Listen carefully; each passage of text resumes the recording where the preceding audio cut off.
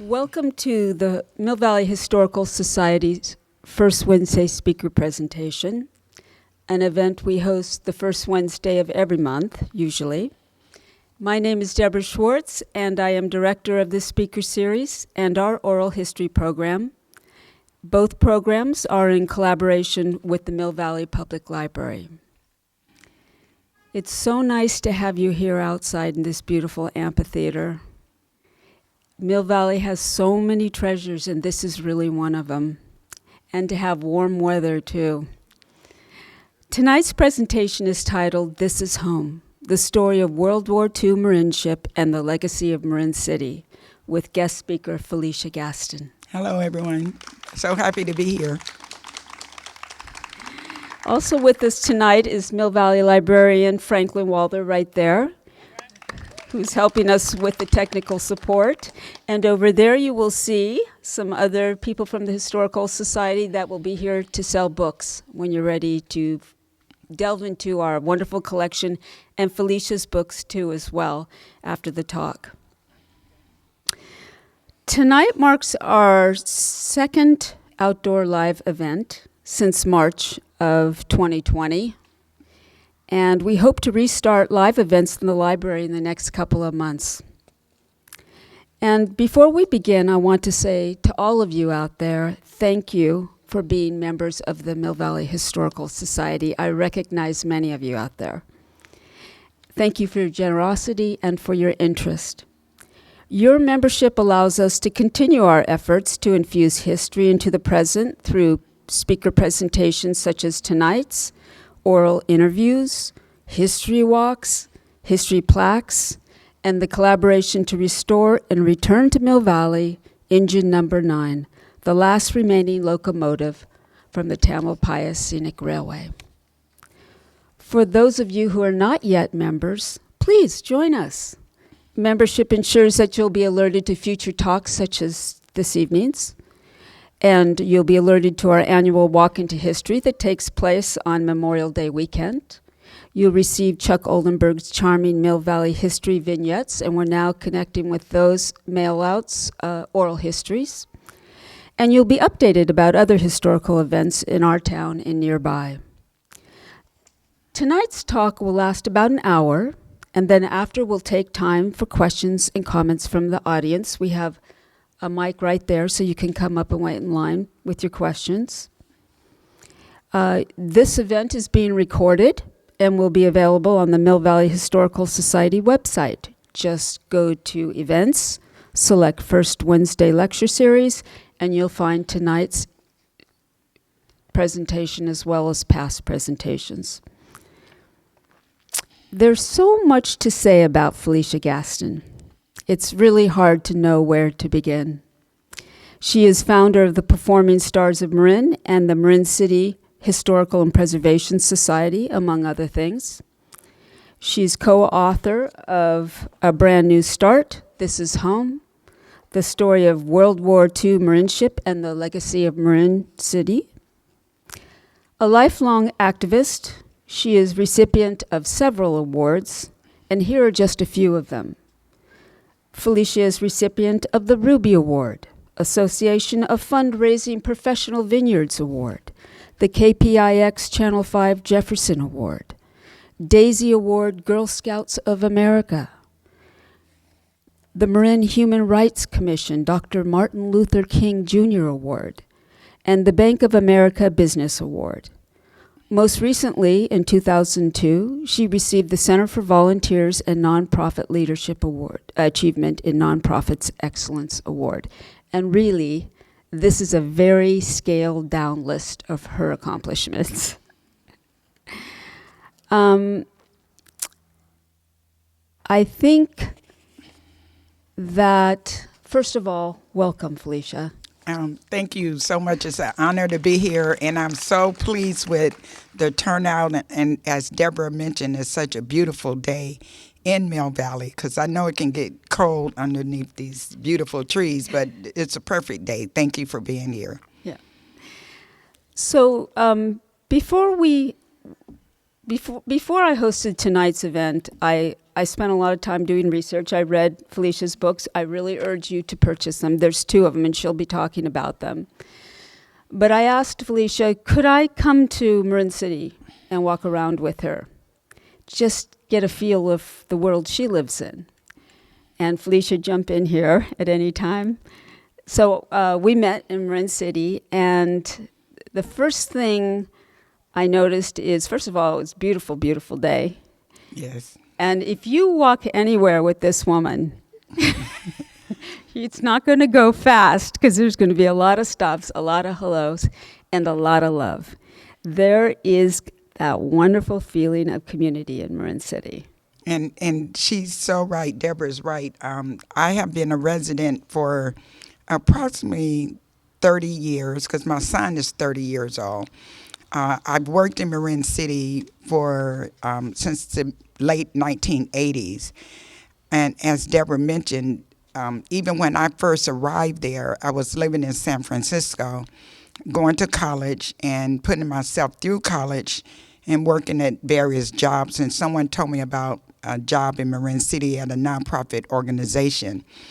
And the first day I got off the Golden Gate Transit bus and I walked across the street to this one organization, and I met a lot of the, I would call them the ancestors, the ones who came to work in Marinship, a lot of the senior citizens, and they embraced me so much that I called it This Is Home. And it's ironic that the name of the book is called This Is Home because that's the first thing I felt when I first arrived in Marin City. I'm originally from Marietta, Georgia. So coming from a small town, I immediately connected with all of the residents there. And to this day, it's still so much hospitality and so much warmth, and people, how they look out for each other and know each other. And even though our community is changing demographically wise, you still have that hospitality feeling. Absolutely. But Felicia, in our conversations as we've come to know each other, I've come to realize that right from the get-go, as soon as you started, when you were introduced to Marin City, you started collecting a lot of the history of Marin City. And that's part of what we're going to talk about tonight, because really the development of Marinship and then the continued evolution as it has become home to so many is really a very interesting story. Yes. One of the first days where I was working at this nonprofit organization, there was a lady who came and gave me a box of newspaper articles. And it was a small box from articles about Marin City from the 1940s. And she said, "You're going to do something with this one day." Because I love collecting, because I love history, I started collecting all types of newspaper articles. Every time something would come in the Marin IJ about Marin City, I would start cutting the newspaper articles out with the headlines and the date. And I just started collecting these articles and putting them into boxes. So I'm still running Performing Stars of Marin, connecting children, low-income children, to professional training in the arts. I also started collecting oral histories, and at that time, we didn't have the iPhone and you could record people right away. So I actually would start writing down their stories, and I would ask them, what made you come to Marin City? Well, we know, of course, people came to work during World War II, but I would ask them what states did they came from? What was it like living in Marin City? And they just started sharing their stories. I'm still collecting newspaper articles. So over the years, I would say in about 10 years ago, I had over 30 boxes of newspaper articles. And these boxes just kept piling up and piling, and I would just store them in my storage area. And I also had another lady who would also help me store all of these boxes. Well, because my organization is privy to have people that have community service hours through the county court system, people who have traffic tickets and other reasons that they get tickets and court hours. And I would say, you know what?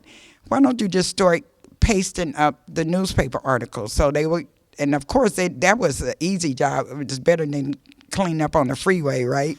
So they started cutting and pasting the articles, and eventually all of these boxes started decreasing.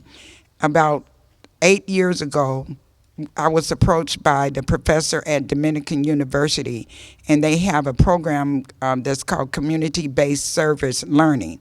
But they want their interns from Dominican to get out in the community. They just don't want them just to read up about a particular community.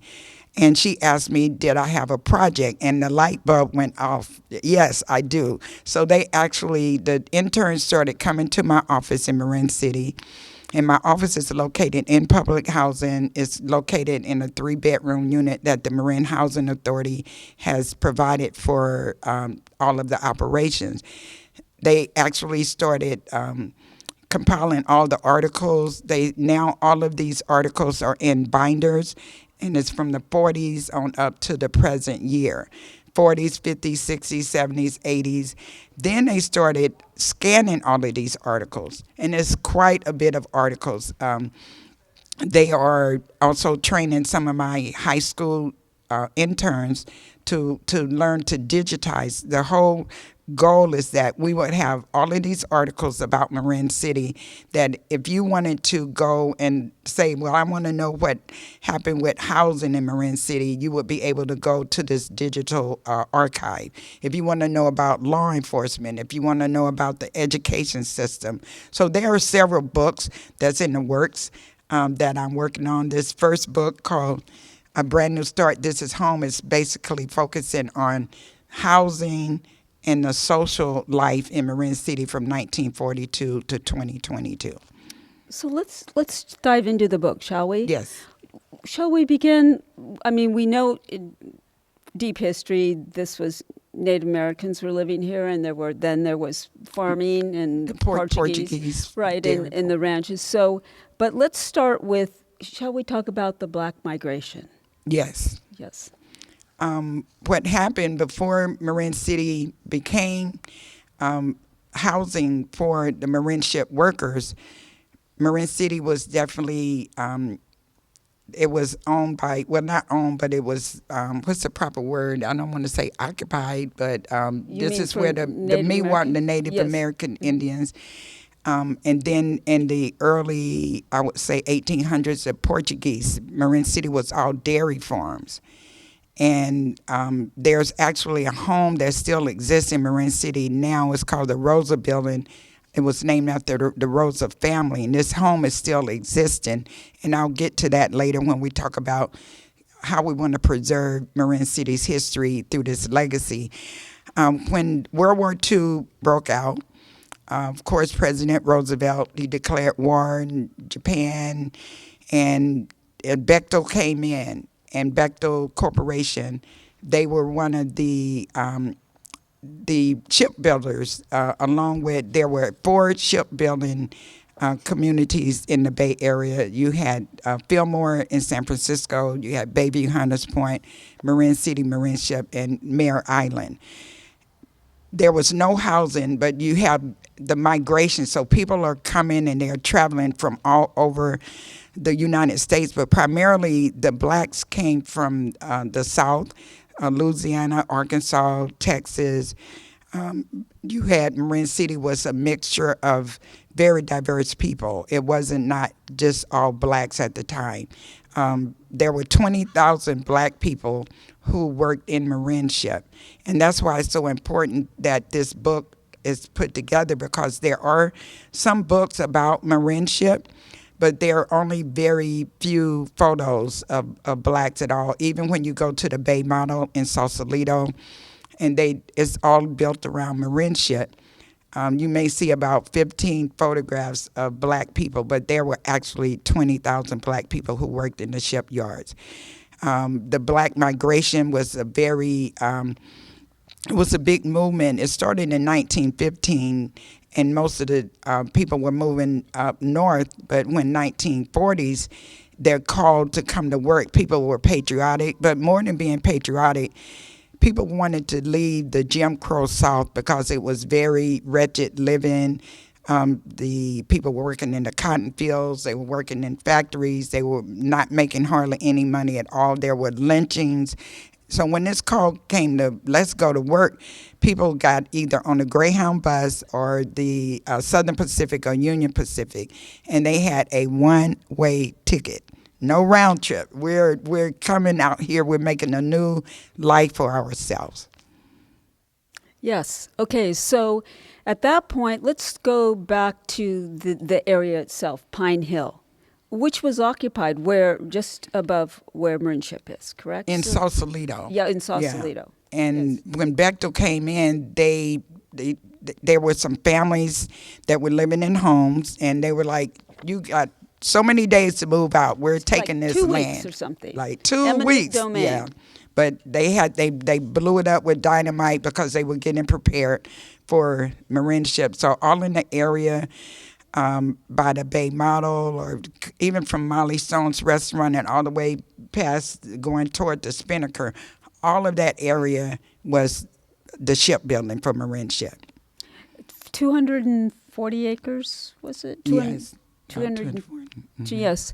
So there was an actual hill with houses on them, which was blown up and used as landfill to fill in that marsh area. Yes. And it was, I've got some of your facts here about how long the residents were given on Pine Point were forcibly evicted, 2 weeks' notice, and 42 homes and buildings were removed.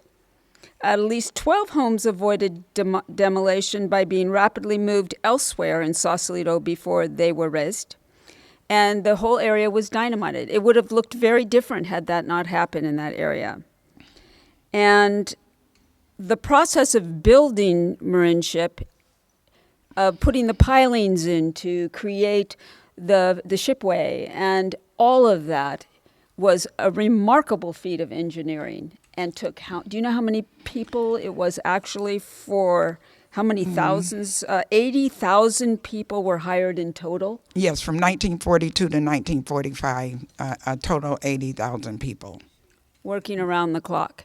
So within just a few months of Marinship as an idea, there was a ship already and had been completed, correct? No, it took, they moved very fast because remember the war is going on and we had to build these ships. There was a total of 93 ships that were produced out of during that time from 42 to 45, ships and tankers, a number of ships and tankers that was built. Yeah. Yes. And so there had to be housing. I mean, were other shipbuilding facilities around the area, but a lot of people were coming from San Francisco. And in Marin County itself, I mean, any place that had a place to sleep, a floor to sleep on, gas stations, stores, homes. Yeah. And there were... So the wartime housing was temporary. It was only meant to last for 4 years, and they was made out of plywood, and it took up a lot of the area that you see in Marin City now.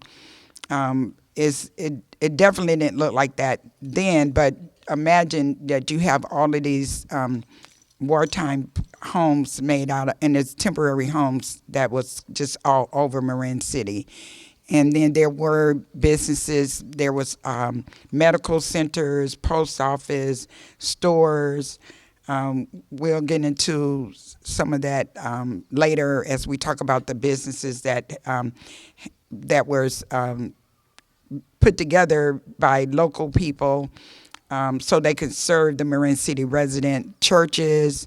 One church is First Missionary Baptist Church is one of the 4 churches in Marin City, but that was the first church that was built 76 years. They're celebrating a 76-year anniversary this year. And however, this church was formed out of one of the preacher's church homes. so that they could definitely serve the residents. And because, of course, blacks wanted to keep up with their culture, and the religion and education was definitely most forefront in their lives. Yes, some of the houses we when we went touring were constructed from chemically treated telephone poles that were laid down. That was in the 60s, so this is after These are the wartime. latest, right? So then the initial ones, which would have been the military built, they were like four. Was it four to a building? Four apartments to some of them, or four apartments. Some, and from my research, there were dormitories. There was lots of homes in the beginning for single people, and until they brought their family members out here. So what would happen if a person came out here to work, and then they had a place to live, and then they would call their family members and say, get on out here. There's work and there's money to be made, and the trees and the leaves are made of gold, and let's just make a new life. Let's just make a new life for ourselves. And they brought the old life with them. When you, in your telling of the daily of Marinship, no one locked their door. There was no concern about, describe the. Well, and all of this is coming from the oral histories and that I've been collecting over the years, and I still to this day listen to family members of some of the wartime workers who are no longer with us, but they have lots of stories, and we're constantly, when I say we, I have a team of people, we're constantly collecting oral histories because it's very important that we keep the history alive, but it's very important to keep the story about the black people who came to work in Marin City and working in Marinship, because they also had to deal with the housing issues. Now, mind you, the federal government was giving out loans to white families in 1943. So many of the white families knew that they were going to be able to purchase a home from Marin City.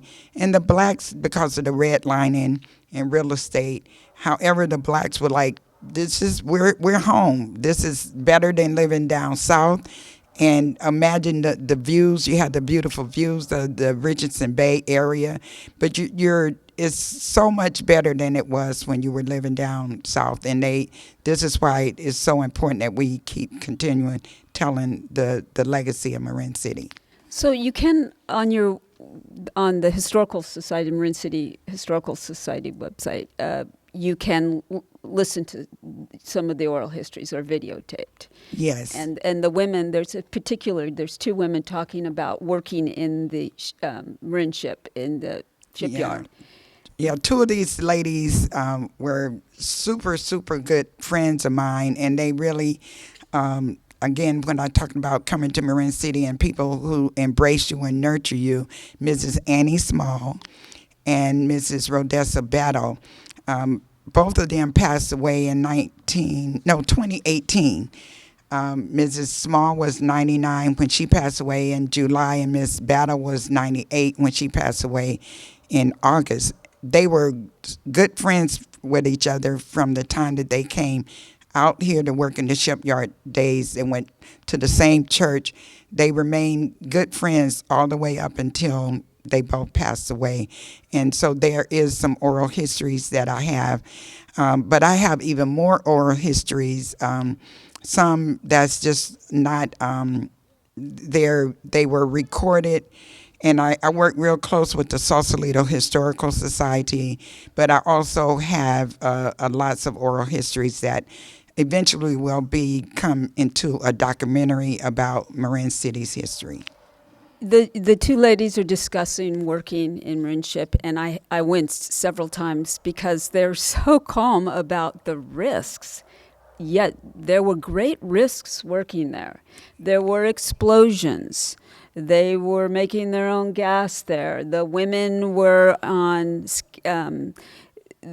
couldn't see above them or around there. Things were falling out from above you and falling below you. And when they're describing it, I'm thinking that would never go nowadays. That's first of all. I mean, people did die. Yeah, people did die. There was in the book here we talk about there were explosions. There were lots of deaths in Marin City. Part of putting this book together was not only the research from the Marin IJ archives, but I also subscribed to the UC Riverside. There's a site called Newspaper Archives, UC Riverside, and then there's also a site called Newspaper Archives. So I have a monthly subscription, and these are articles that you probably would never see unless you see it in a book like this. And this is why it's important to keep collecting history. It's.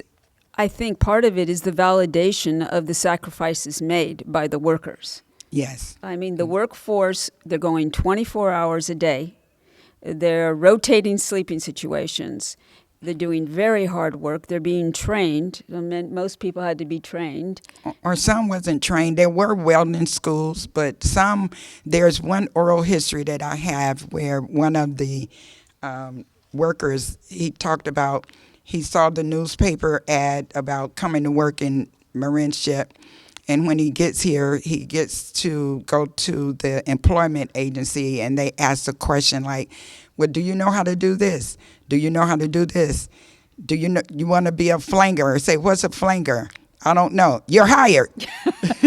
This like, we got to get you working. We want you to work. Yeah. And so, it was so efficiently, the whole Marinship was so efficiently, it appears from time, the distance and time, to be done so efficiently, I hadn't really ever truly considered the daily risks that people were facing and how many women were working. That I don't have the exact amount, so I don't want to be quoted on that. But there was lots of women welders. Even though there's, you hear the title about Rosie the Riveters, but when I would speak to like Mrs. Small, Mrs. Battle, they like, I'm no Rosie. I came out here from the South to make a new life for myself, because that was sort of like making it look very dreamy. And they're like, no, we are here because we want a new life for our families. And but they didn't call themselves Rosies. They said, the money was good compared to the pennies they were making back home. Mm-hmm. Yeah. So that was interesting. I interviewed one woman in her 90s who worked as a nurse at Marinship, Frances Kelly, Charlie Kelly's mother. And she worked as a nurse. She told me as a woman working in Marinship, as a nurse, she made less, I think half of what the janitor made, the male janitor. So I do think there was a discrepancy between how women were paid and men were paid. Yes. Yes. So now we have this workforce, and this is going full force, and people are coming from the South and all over, and it's an integrated environment in Marinship. Yes. I mean, that comes through again and again. There were some whites, there were some blacks, although it may have been other parts of Marin County were less integrated. Marinship and that part was very much, and no one ever says there was a problem about anything. Was there?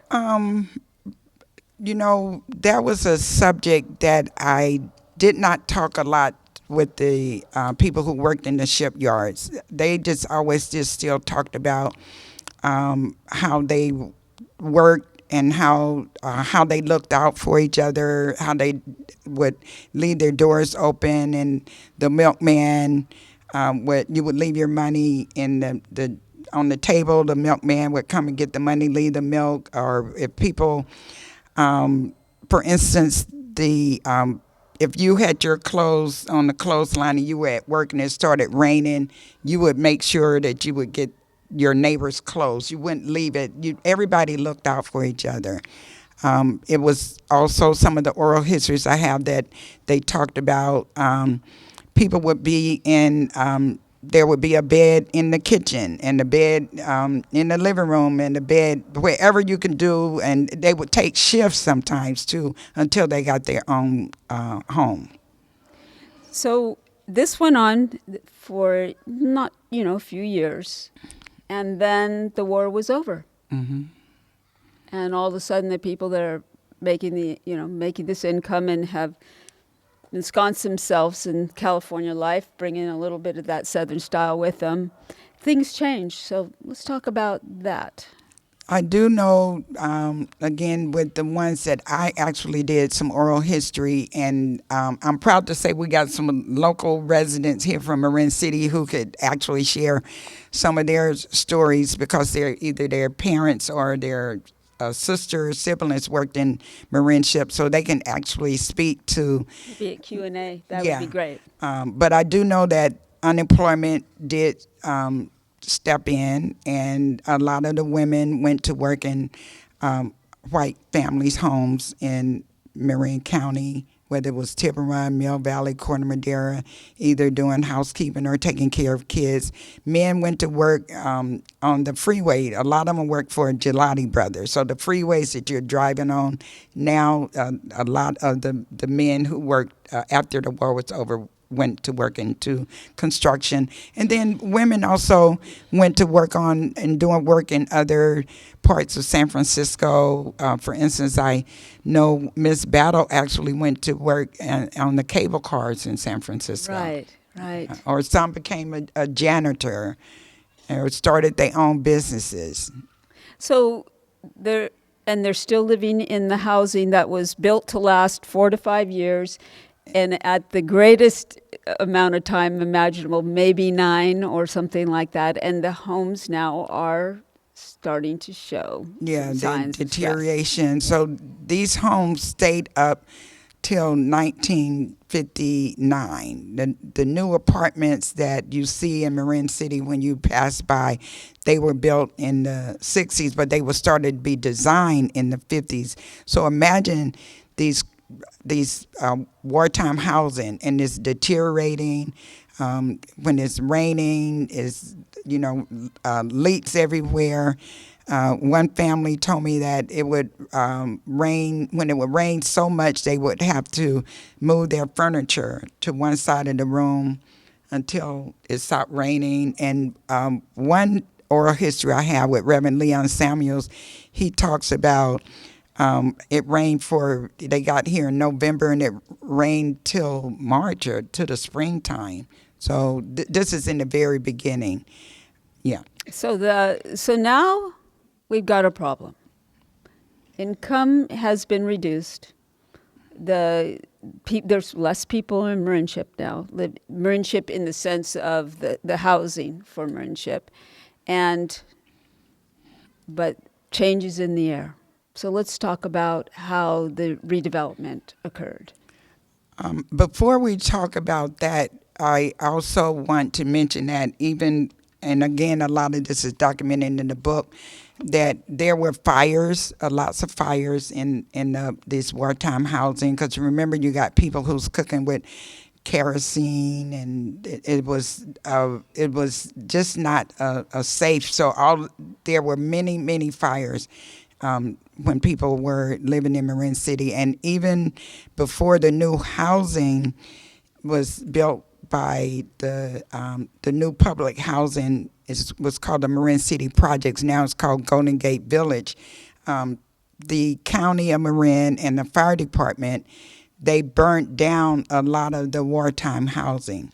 Now you can imagine seeing a bunch of big black smoke up on the hill in Marin City now, but that was the most efficient way at the time until they got lots of complaints from the smog czar and the meteorologists. It was not safe conditions, and I now wish I would have been able to talk to some of the people who worked in the shipyards, because I would want to know what it must have felt like to see these homes being burnt, and a home that you left and you came out to make a new life for yourself, and then you move into the new apartments, and then you see this home that you have come to treasure just burning up. Well, was there a ubiquitous worry about, are we going to be able to stay here? for the people that stayed on, because the housing's starting to dilapidate. Clearly the environment is very desirable. It doesn't take much to understand that this is, for a developer, this could be a gold mine. Oh, yeah, prime property. Real estate is always been at the forefront. You're close to the San Francisco. You're right in a prime piece of property. As a matter of fact, at one point in the 50s, there was discussion at the Marin County Civic Center to bring the Civic Center to Marin City because of the ideal location and the fact that it was sits in a bowl, but that was also dismissed. There's always been discussions, again through my research, of what are we going to do with the black people? Marin City has always been fighting, and blacks fighting to still stay in Marin City. There's so many headlines throughout the years from the 40s, the 50s, the 60s, the 70s. You can go on and look at the headlines. We don't want another ghetto in Marin City. What are we going to do with the blacks? But there was also allies and our neighbors, Mill Valley, Corn Madera. There was people who were always coming to support Marin City residents. And so there's always been allies, but there's always been advocates in Marin City. You had the Marin City Tenant Council, you had the NAACP, constantly going up to the Marin Civic Center, even up to this day, fighting for their self-determination, fighting for their rights to stay in Marin City. So please, let's discuss Vera Schultz and how the development that we see daily came to be. Vera Schultz, I would definitely say, was Marin City's friend. She was the first woman supervisor at Marin County. She also formed the League of Women Voters here in Mill Valley. She was definitely an ally. She actually went back to Washington, D.C. in the mid-50s to get the federal government to put up the funds to build the public housing that you see in Marin City now.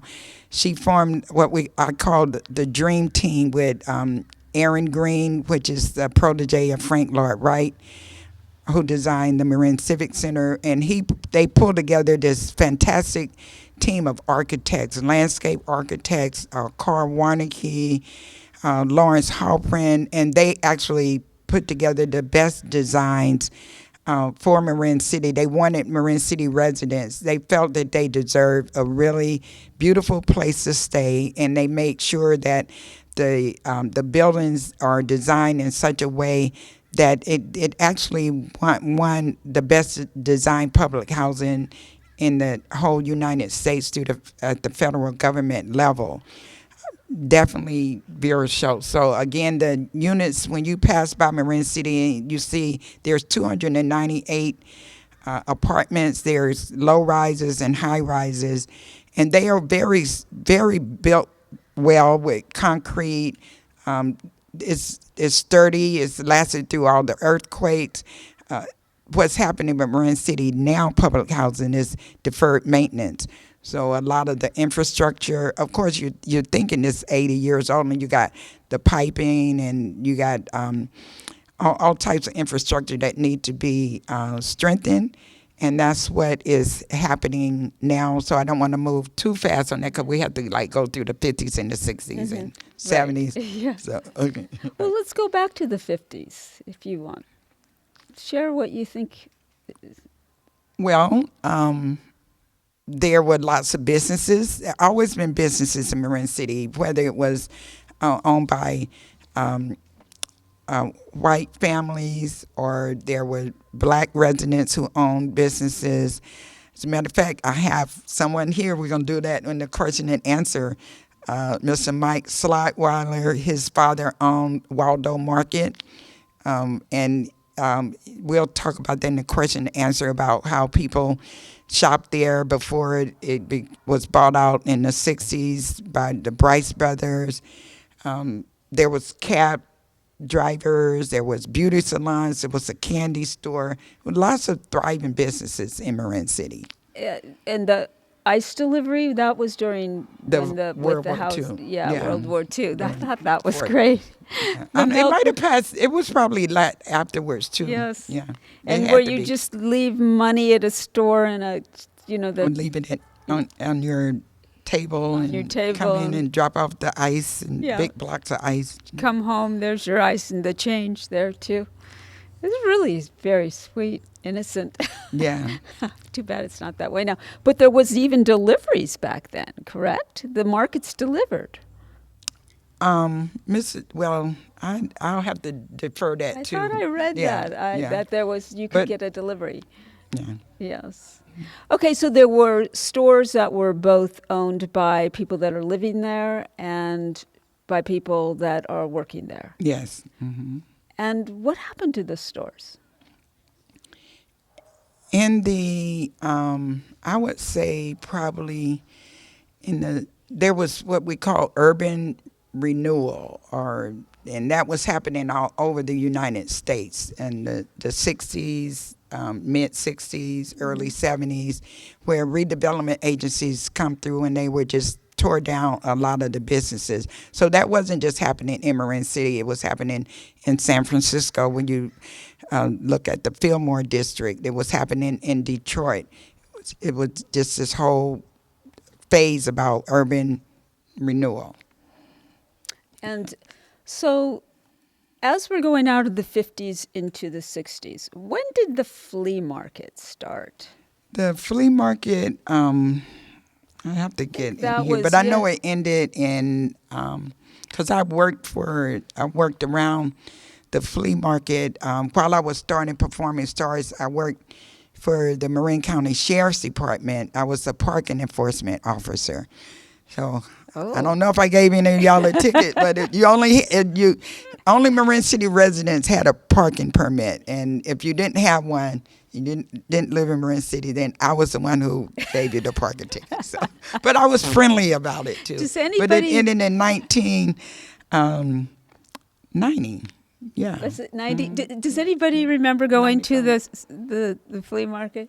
Yeah. It was the best. Internationally It was known. wet. It was windy. It was dusty. It Yeah. was fabulous. But internationally known, and you can get some of the best treasures there. Yeah. Treasures? Treasures. Oh, treasures. Yes, absolutely. Yeah. Yes. So then now we're going from the 50s into the 60s. Yeah. And now we're looking at the development of the housing. Well, this is when the pole homes were built in the 60s. These are the homes that were built on telephone poles. They were going for like $18,000 at the time. Now they are going for over $1 million. Marin City had a strong Black Panther Party. There was very active. They started the breakfast program and for the Sausalito School District. But Marin City had, a very strong, active Black Panther Party. And there's images again in the book where you have Huey Newton was there, and Eldridge Cleaver and Kathleen Cleaver. There was a free Huey Newton rally in Marin City. And there's images of, the Black Panthers holding up their rifles with their big German Shepherd dogs. And so it was very, very, the 60s was quite a bit there. And Here's an interesting story about the Ku Klux Klan cross burning in Marin City. that was in the 50s. Yeah. It was, of course, that was some of the archives that I had researched. And when I saw this article, several articles about there was a Ku Klux Klan burning of a cross on the hill in Marin City, and it alarmed not only the Black residents that lived there, but also our neighbors. It was just something that no one would expect to see in Marin County. The FBI got involved. There was an investigation, but the investigation took like 3 years. At one point, Black children was blamed to be the ones who was burning the cross. But again, through investigation, we found out later that it was from College of Marin students that was involved with the initiation. They were never charged at all through the district attorney's office. Actually, there is a history of the Ku Klux Klan in California. I grew up in Fresno, and I saw a picture of a Klan rally in 1921 in Fresno. But a Marin, you probably would never. Actually, yeah, I have done. But some then I have research. heard some people say that they had some experiences living in Nevada. Yeah, and in Oakland. I mean, Yeah. there were Klan affiliation. Whether there were actual action, I'm working on a talk about that. Oh. Anyway, so then, shall we? Where would you like to go next? Into the development of the housing itself. I would think more after the redevelopment, and it was always when the flea market ended. It was all about let's build a new shopping center, and it's through a project called Marin City USA, which was to not only bring a new shopping center, but housing, townhomes, new apartments, and businesses was to be started. It was also to employ a lot of the residents. In the beginning, when the shopping center started, there was many of people who were able to get work, but it didn't last long. There were black-owned businesses who had started out, but they were not able to keep up with the financing and the leasing, and everything is just very expensive.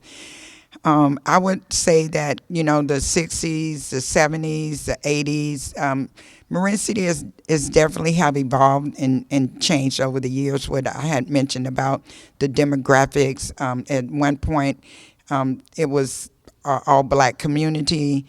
Then I started working in Marin City in like I mentioned, the late 80s.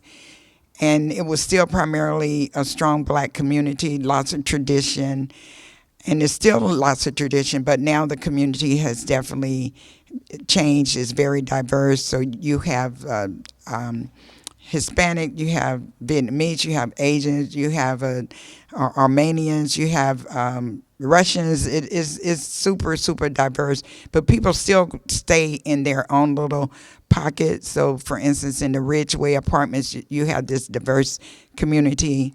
The public housing has definitely changed a lot. Hispanic, Vietnamese, very few black families. However, there is an effort to bring black families back who used to live in Marin City, and they're matter of fact, that even happened with a threat of a lawsuit against the housing authority. It just didn't happen. It was like, you have to be able to keep the rich tradition going. And the fact that Golden Gate Village now is on the National Historic Registry. It was led by Royce McLemore, who you talk about a community activist and an advocate, but with her work and Marin City public housing would not be on the National Registry. And what that does is help preserve the public housing where you just cannot go in and bulldoze it. Over the years, there's been many outside developers that have wanted to come in and just tear down public housing, and that's why throughout these many efforts in the Marin Housing Authority, what we call deferred maintenance, there is a plan called revitalization now of Marin City that the county is working on, but you still have to stay strong and keep like being a watchdog over everything that the county is saying, because even though the county will say this, you just have to make sure that they are going to do what they say they're going to do. And again, with Marin City public housing being on the National Register, you can't even put a light bulb on a light pole in Marin City now without going through the process, which is a good thing. When we were touring the other day, you showed me the new clinic that had just been built. Yes. Yes. Now, Performing Stars of Marin, because we're coming up to an hour here, Okay. and I want to get this Yeah. in. Okay, Performing Stars of Marin. Wherever we walked, there'd be some beautiful young woman that'd come say hi, and then Felicia would say. She used to hula hoop right out in front of the performing stars. You know every kid in that area, don't you? Pretty much. We have served over 3,000 young people in Performing Stars through 33 years. Thank you. And the beauty part is that we get them at an early age. We start them at age 5, and they stay in the program most of them until they get to middle school. We have a program now, a high school internship program where they are actually being paid, but they also are learning how to work in the office. They learn to give back. They're chaperoning on trips. It's a good way to keep our high school students and some college students involved. But pretty much, if a child gets involved with Performing Stars, they stay with me for a while, and we nurture and give them social skills and manners. So they may not take only ballet. They do baton twirling, they do tap dancing, they go to the mountain play. We just enrich them with so many resources. The whole purpose is to build up their self-esteem, their confidence, so they can be successful adults. If you can get up on stage and perform as a kid, that probably gives you a real edge over the rest of the population, because that's not easy. And we were going to do this talk last month, but you had just taken some kids to Montgomery, right? Yeah, we took a group of high school and college students to Montgomery, Alabama. We have a component of our program called the Social Justice Youth Initiative, and that's to make sure that our young people are kept abreast on what's happening in their own community. They are involved with voter registration outreach. When we were involved, when the census was taking place, we were making sure that they were doing the outreach on the census.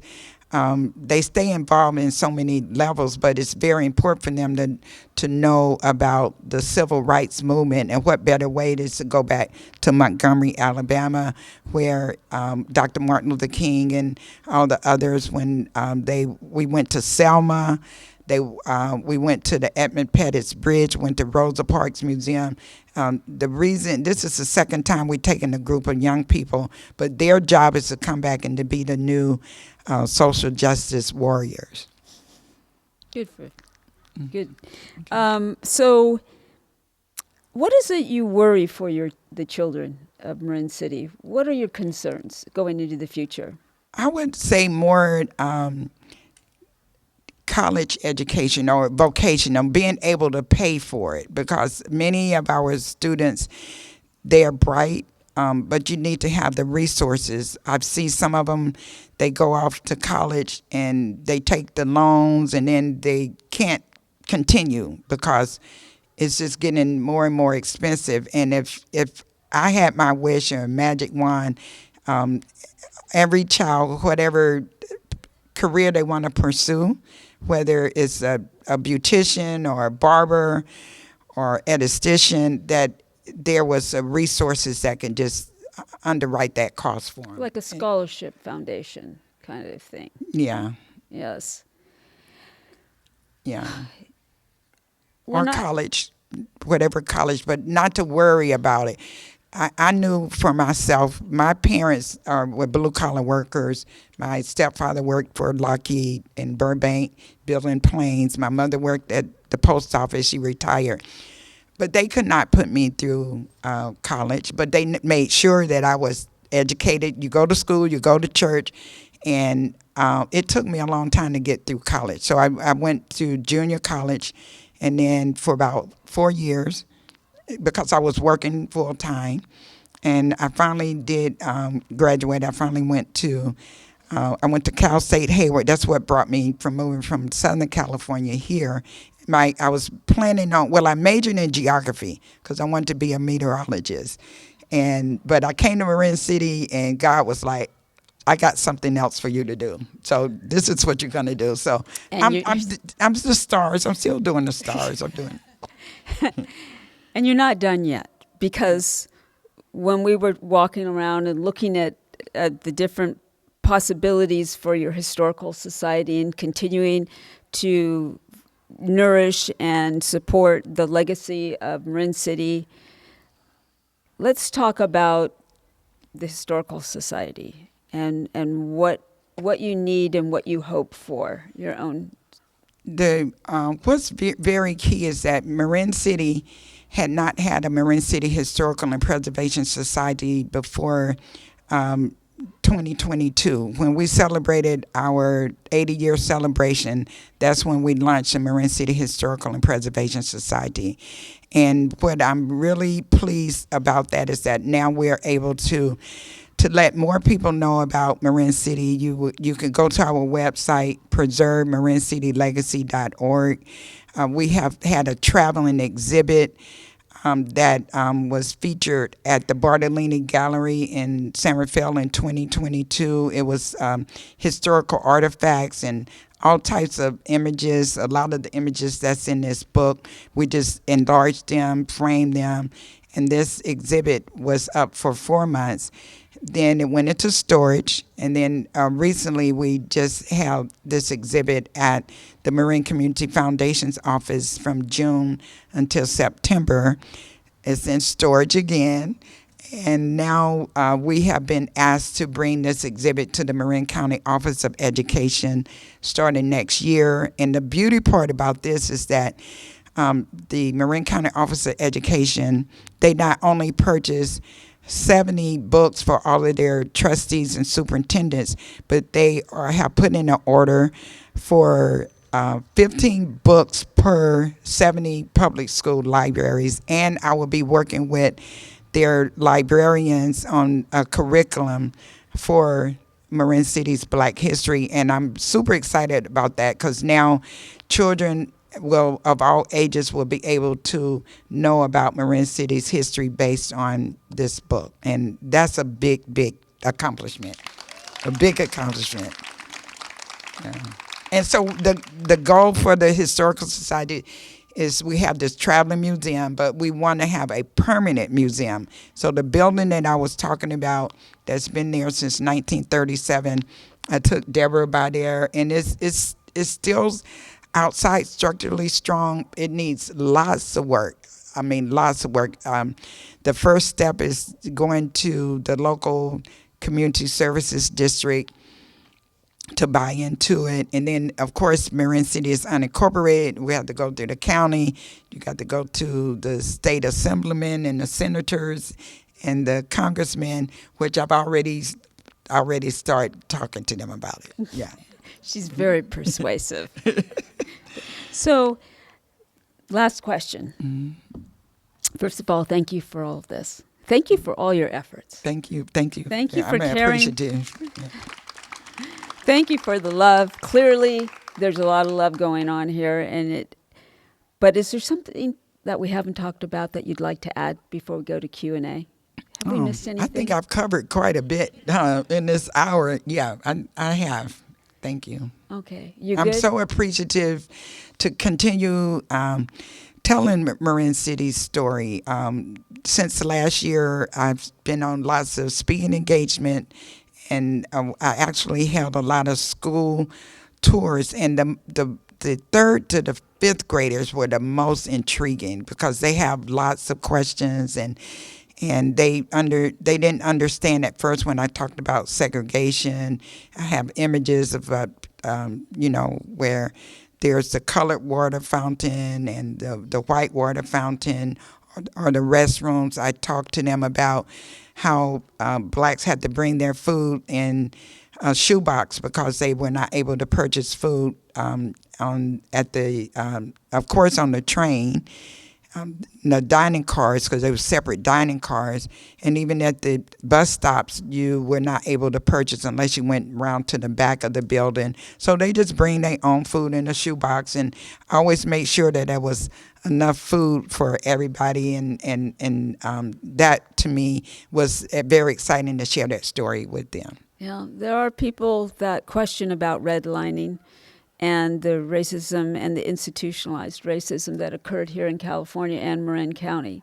But you describe it in the book. If you made too much money living in Marin City, you didn't qualify for help. If you had enough money but were black, you couldn't purchase a home because of redlining. I Yeah, mean, it and that's was, why they were able to at least build the black families who were able to purchase the homes, the pole homes. yes. And there are some families that still own it's still within their family. But it was not easy. It's not like with the GI Bill or Right. for the people that were working in Marinship that were white and were able to take their money and parlay it over into real estate outside of the Right. area. So it's a very different story. Yeah. Well, thank you very much. Thank I think you. we can open for Q&A if anybody's got some questions. Do we have any? Well, I'd like to bring up Mr. Mike Slotweiler first. But there are some other Marin City residents I'd like to say something. You want to bring him up here? Yeah. Or would you like him to come up to the Yeah, because he can share. I had a chance to meet him the last day of our exhibit in at the Marin Community Foundation, and he has a very great story, but of his father who owned Waldo Market, but also his experience living in Marin City. And then I like a couple of our Marin City residents who their mother, like Miss Weiner Brown, Dr. Weiner Brown, her parents worked in Okay. shipyard. Would you like to stand in front of that mic there? Would that work, or would you like to sit here, sir? Okay.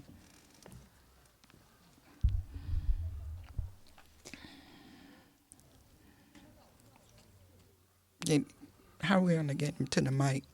I think all he has to do is speak into Okay. it. Okay. Thank you. Okay, are there any questions that you would like to ask? Tell him about your dad in the store. Oh. Okay. Well, my dad used to work in Marinship, and then he went over to Bethlehem Steel, and then he bought the Waldo Market from the person that had it, and the person that had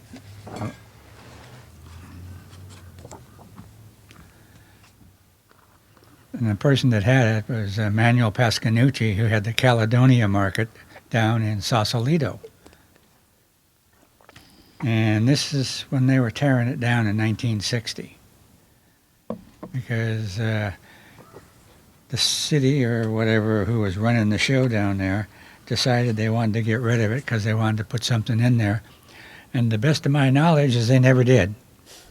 They just got it tore down. And he got along very well with the people down there. Didn't make any difference to him what color you were, because he was from Wisconsin and he knew people, you know. Oh, I thought you had a question. Sorry. Okay. Any other questions? How long did you live there? Well, I was born in San Francisco in 1945, and I was in Marin City until 1950 when we moved to Mill Valley. So I guess it was about 5 years.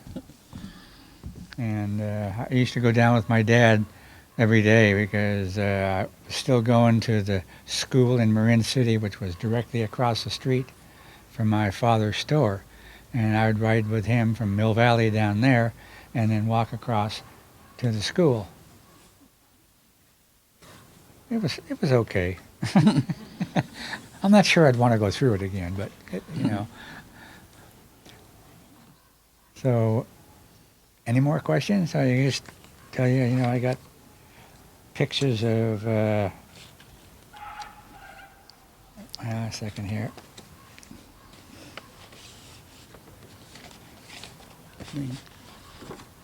This is Marin City School, class 3rd grade, in 1955. And what school was that? Marin City School. Marin City School, that's what it was called? Yeah, that's what I learned it as. Yeah, and it was different. I mean, it was interesting, I guess. Grammar school. Well, yeah, it was great. No, I mean, I didn't have anything to gauge it to. Read that. Okay. I guess that's it. Okay. All right.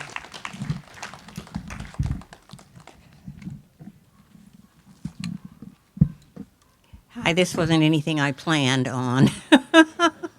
And there's some really good friends of mine sitting right there on the front here in the amphitheater because I hadn't planned on speaking. But I grew up in Marin City. My parents and my dad came to California working on the railroad. And so when he got to Dunsmuir, California, it was in the winter, and they were passing out these flyers about working at Bethlehem Steel in San Francisco.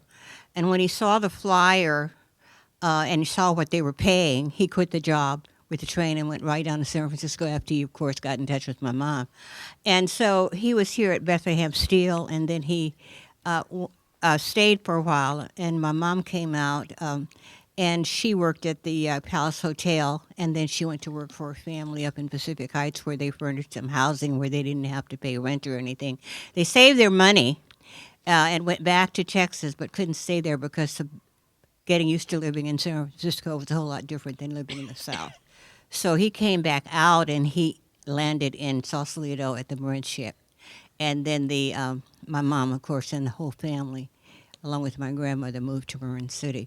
And there's been many years of fighting for Marin City to become a permanent community. And my dad and his generation are the ones who really fought very hard for Marin City to be a permanent community. And as Felicia has said, she's given you a very good background on how Vera Schultz was one of the primary movers for getting the public housing in Marin City. And as she mentioned, too, all the families were very supportive of each other. And the people, when the shipyard closed, of course, all the whites could buy anywhere, even though the blacks had saved their money and everything and could have bought, but they were redlined and couldn't. And so those who wanted to buy homes mainly and didn't wait for redevelopment because it took 40 years before the pole houses started going up. And these pole houses now have withstood earthquakes and all kinds of things. They've been remodeled and added on to. So now those houses that were selling for $16,000 are now going for over $1 million. So I don't know, but people did take care of each other, just as Felicia said. The people never locked their doors. You could go in and borrow a cup of sugar and then put it back, give it back to your neighbor. Later on, everybody trusted each other. The doors were never locked. So I don't know. The homes have been added on to, remodeled, expanded, so now they're very expensive, and the former residents, some of the younger people who want to come back can't because of the expenses and all this kind of thing. So I don't know what you'd like to hear. If you have a question or something like that, that I can answer for you. As I said, I wasn't anticipated having to get up here and speak today. I just came because I've been working with Felicia for a long time, even when she first started in Marin City. So, and finally went on her board of the Performing Stars, of which I am still on her board. Mm-hmm. So I don't know. Yes. When you went to TAM, did you feel segregated? Did you all get along? Speak up. Did you go to TAM High? Yeah, I did. When we were growing up, in Marin City, it was a very well integrated community, and so I went to the Marin City School. It was a school in Marin City, K through 8th grade, and then of course it was in Sausalito. They had their schools, and it was part of the Sausalito School District. And so, but then when the war ended and the other families, white families, started moving out, Marin City became a predominantly black community. And that's all changed now. Marin City, the last census, well, whatever the last numbers is like, blacks only make up like 27% of the population in Marin City.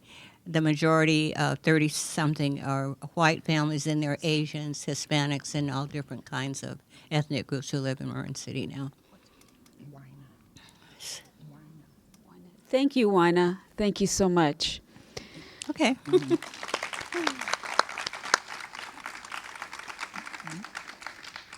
Okay, well, I think that just about wraps things up. First of all, I want to say thank you, Felicia, and your team, Deborah. for coming. I hope that you'll take a look at her book and the cookbook, too. Be sure you have your cardiologist's phone number nearby. It's delicious. Before leaving, do check out our selection of books on local history for sale. We've got Chuck Olenberg's Mill Valley Vignette Trilogy. We've got Betty Girk's Adventures of Two Miwok Children and others. Also our review magazine. And hopefully we will see you again. Thank you again so much for your interest and your patronage. If you have any questions about anything, yes?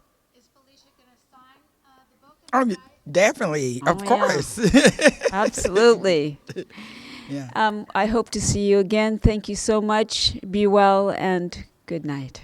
Thank you all for coming. Thank you. Okay. Okay.